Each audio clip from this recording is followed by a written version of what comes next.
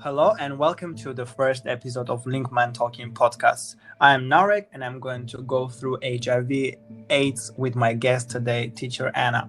Hello, Teacher Anna. Hello, Narek. I'm glad to hear you. Yeah, I'm glad to hear it too. It's such an honor to host you today. Such a really difficult and tough topic, HIV. Yes, you're right, and I'm very glad to be a guest. Yeah, how was your day, by the way? Um, Not good, but it doesn't matter because our topic is more important. Yeah, that's true. Anna, I think let's start with some basic definitions because it's really important and then maybe we'll go more into some details. Anna, what do you think? What stands for HIV and AIDS? Okay, so HIV means human immunodeficiency virus. It's a virus that attacks cells that help the body fight infection, making a person vulnerable to other infections and diseases. Yeah, that's true. And what about AIDS? AIDS means acquired immune deficiency syndrome, and it's the late stage of HIV. Yeah, that's true. And by the way, I was scrolling really whole information about HIV, and I really read some about historical stuff. Do you know any facts about history of HIV? The official fact about HIV is that in 1981, a man from New York, as far as I remember, was diagnosed with HIV, and the crucial fact was that he was a gay. So that's why this disease was considered as a gay-related immune deficiency. Later, it was found out that another man was diagnosed with that disease, and he wasn't gay, but he took drugs. So scientists understood that it's not spread among just gays; it's also spread among people who take drugs. Yeah, that's why the disease began to be considered as a pandemic. Yeah, correct. And then? And also in 1986, a girl was diagnosed with HIV. Then scientists understood that it's a widespread disease and it was considered as a pandemic virus. Yeah, that's true. Crazy. You know, and also I was reading some information because I was really doing big research that I can be ready for our interview. And I wanted to add that scientists believe that HIV originally came from virus particularly to chimpanzees in West Africa during 1930s. Can you imagine? So yeah, sometimes sometimes we do believe that HIV came from 1913s, and also I read that official information is that first case is a 1981. That's true. And also, Anna, what's the difference between HIV and AIDS? Well, as I have already said, there is almost no difference between HIV and AIDS.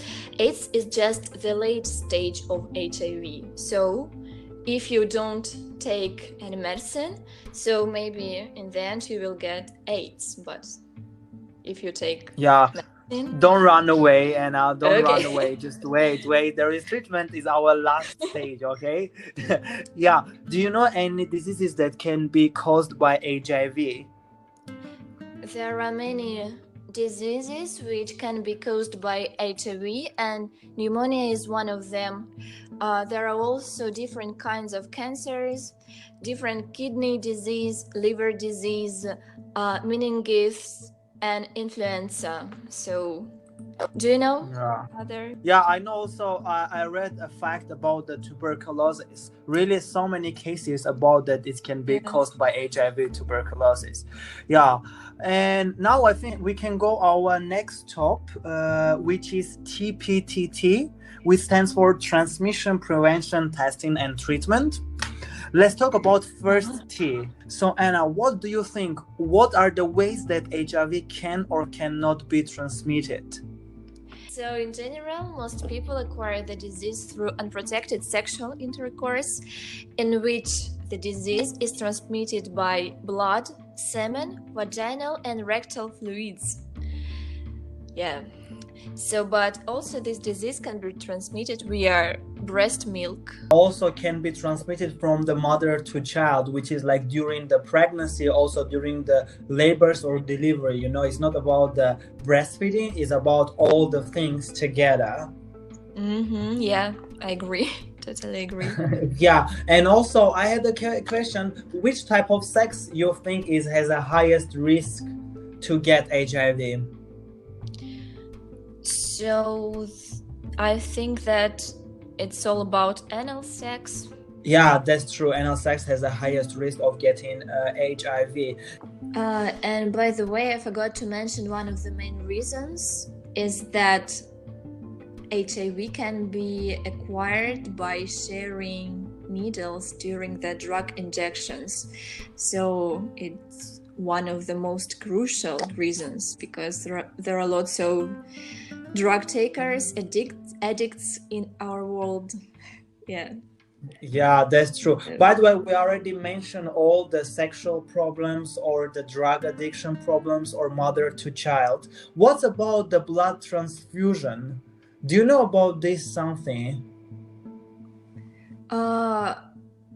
Actually, in my opinion, I think that during blood transfusion you also can get HIV, because it's also about needles which we use. So maybe if one of the patients are... Yeah, that's true. At the beginning of the AIDS epidemic, some people become a person with HIV diagnosis from receiving a blood transfusion. But since 1985, there is no longer risk of getting HIV when you're receiving a transfusion, because already whole the world before receiving a transfusion, they checking do you have HIV or not. But the before, because they don't know what is HIV, they don't know how to check. So people got HIV because of blood transfusion. But now we don't have this problem. I didn't know that, so I'm glad that now I'm more acquainted with this problem and with this topic. And now, you know, it's so important to talk about the ways that virus like HIV can't be transmitted. Yeah, I agree with you. I absolutely agree with you, because nowadays many people with HIV are treated as outlaws of this world, and we need to share reasons, and we need to spread the idea that HIV can't be transmitted by many factors, such as kissing, air or water, skin-to-skin contact, hugging, shaking hands, with mosquitoes bites, and with saliva, tears, sweat, and so on.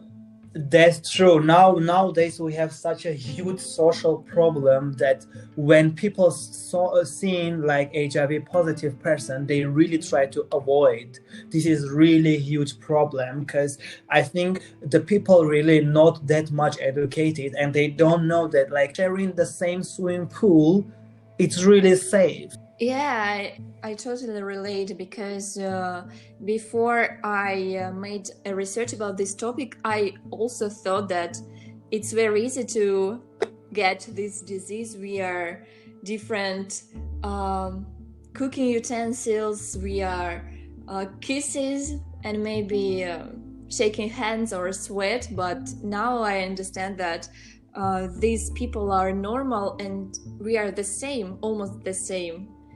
So there's nothing to be afraid of. Yeah, I feel such an honor our shoulders that we're going to upload this podcast in some platform, and the young people can hear this and they can get more educated. That's great. Yeah. Okay, so there were all the ways that HIV can be transmitted or cannot. But I think now when we have to talk about prevention, it's all about how to avoid getting and avoid passing HIV. Sure, everything here is really quite simple, Anna, but let's not to be lazy and let's have short talk about all the ways of prevention. So as I have already said, one of the common reasons is unprotected sexual intercourse. So in order to avoid HIV, we must use condoms and be careful about needles, not even during taking drugs, but also at hospitals. So maybe hospital workers should be very attentive to hygiene, hospital hygiene, because otherwise the patients can be at danger and there is opportunity to get at HIV. So yeah, that's true about needles. And I also wanted to add that, you know, in America, in USA, there is some organizations that, for example, if I'm drug addicted and I'm use my needle to, you know, inject some drugs, and I can go to that organization to exchange my old needle to the new needle. This is such great. this is such an interesting thing. Can you imagine, like, because really government cares about this pandemic virus, they really wants to avoid spreading virus. So even you are drug addicted, you can try to help our social. Yeah, that's a great idea. I wish our country had such organizations. For our listeners, I'm reminding you that we are a link-minded company and we are located in Russian Federation. And what about PrEP, Anna? Do you know any information about that magic, I can call it magic pill, you know? Do you mean pre-exposure prophylaxis? Yes, that's correct. For our listeners, I want to make it clear. So PrEP is pre-exposure prophylaxis. So it's really a magic pill. So if you take it once a day, you can't be infected. So if your partner has HIV, so it would be a great chance for you not to be infected and also have like sexual relationship even without condoms. Yeah, so it's that's really true. A magic pill. Mm-hmm. Yeah, it's reduced the risk of HIV by 92 to 99%. Yes. It's almost 100. It's magic. It's really great because maybe 50 years ago, people couldn't imagine that there will be such a magic pill which allow you to have relationship with your beloved person. Yeah, that's true, Anna.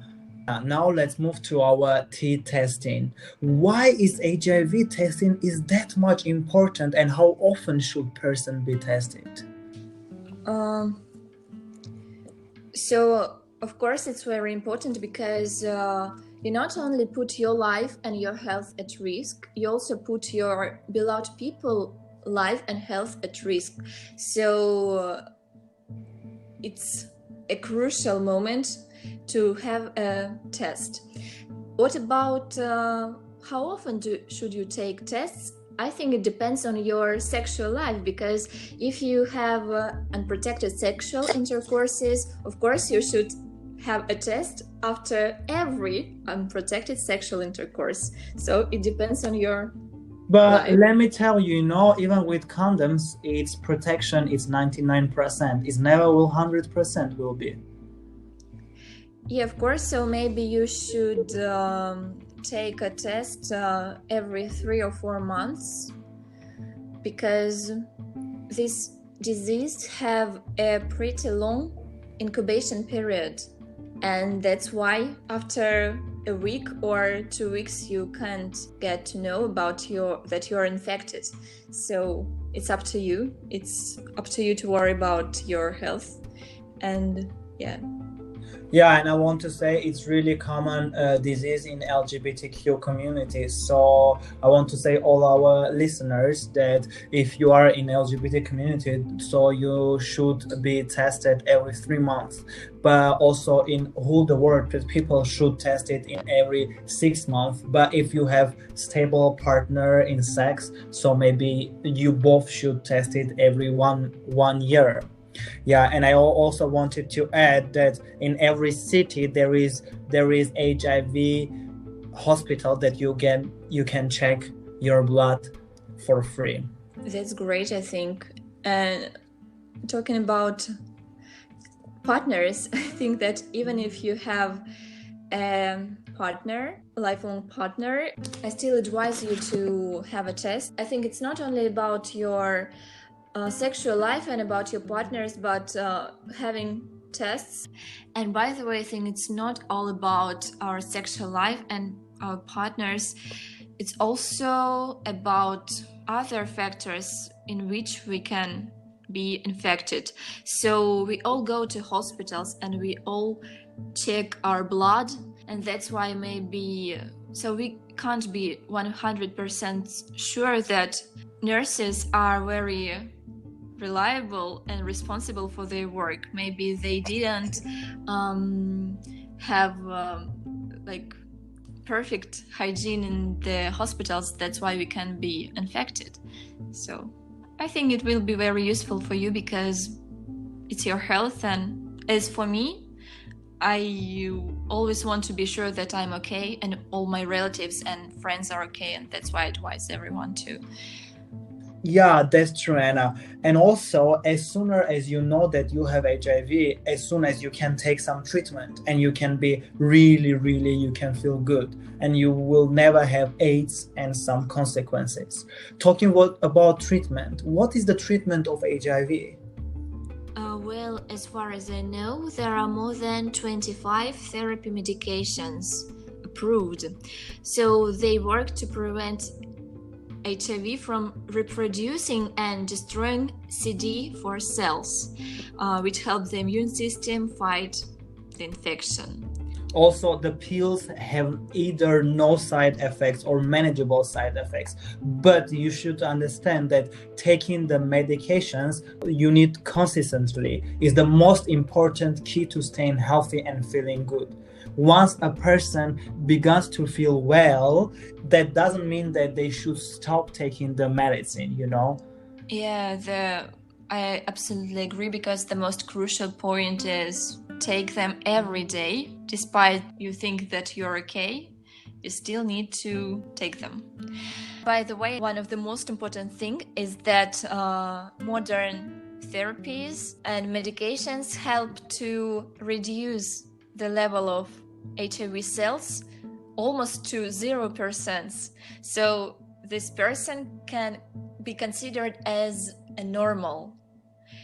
And it can, if the girl is infected with HIV but she takes the pill every day, so the chance that she will give a birth to a healthy child is almost 100%. So it's about like 99.5.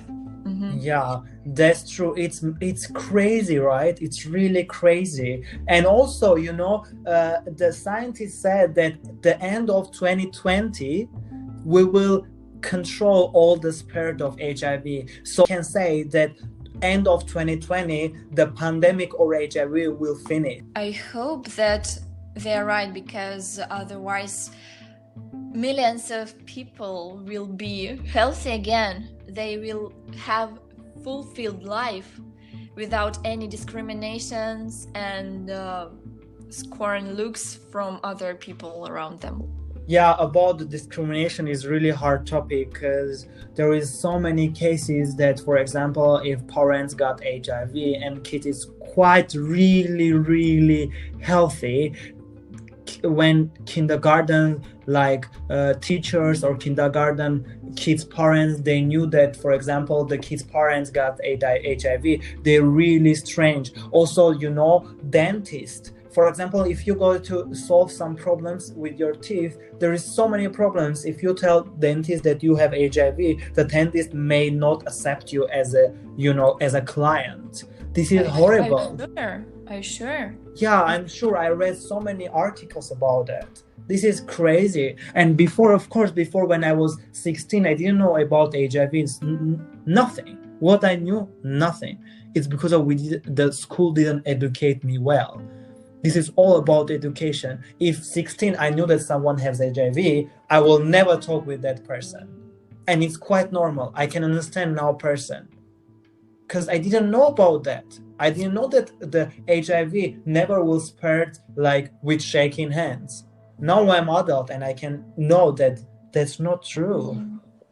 Yeah, so everything is because of lack of knowledge, and that's why we must spread this information among different sources. So the more people know about HIV, the more people will have a normal life, as we already said, without discrimination. And I think the life quality will be higher because that's true. Can be escaped and avoided. And now, I want you to make conclusion for our listeners. What you can tell to our listeners, some advices maybe.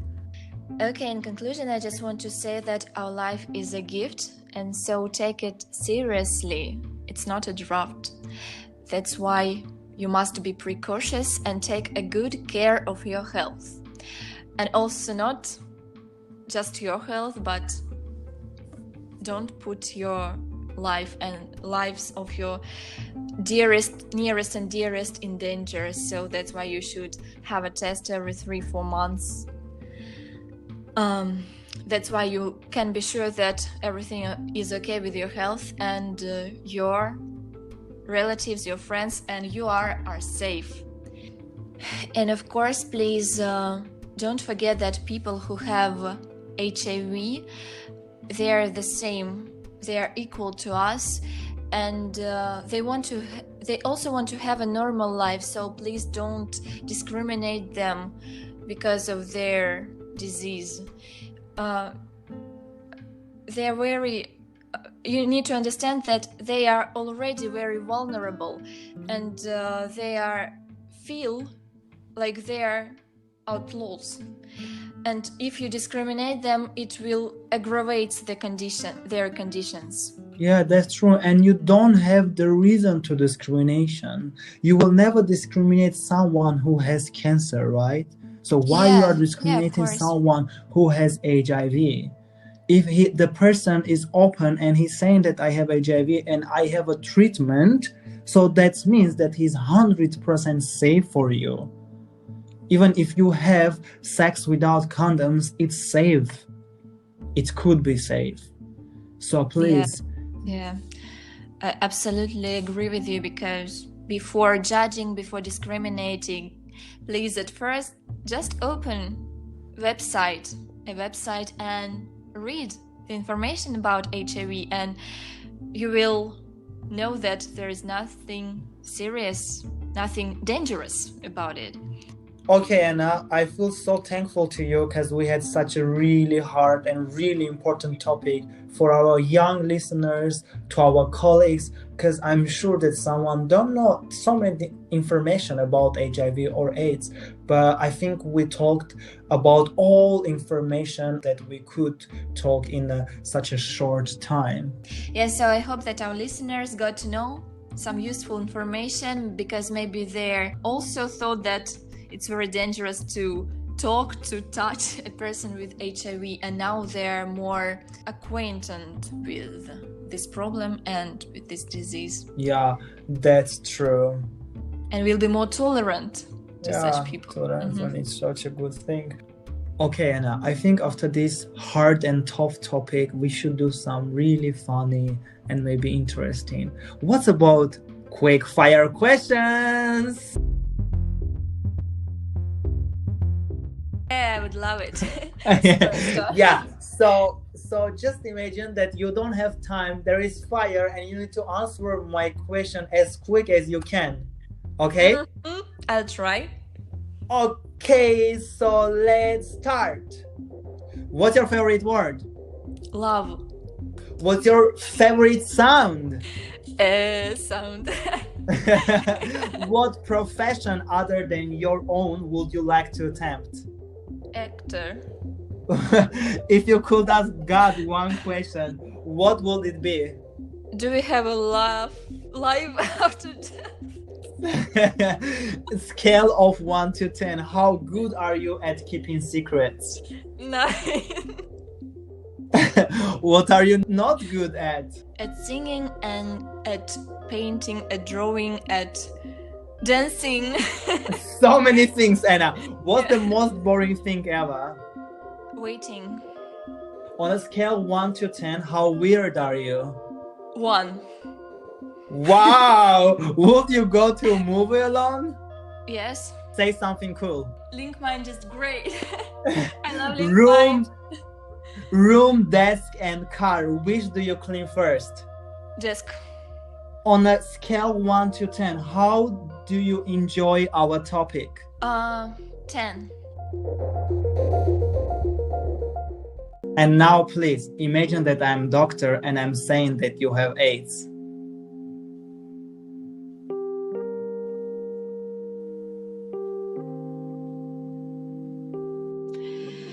I'm shocked.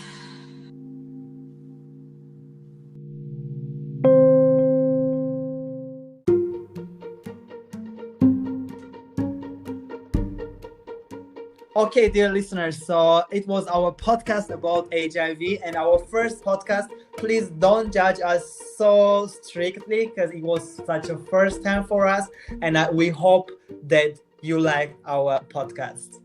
I adore it, and yeah, please don't judge us. We did our best. Yeah, have a good evening. Bye. Bye bye.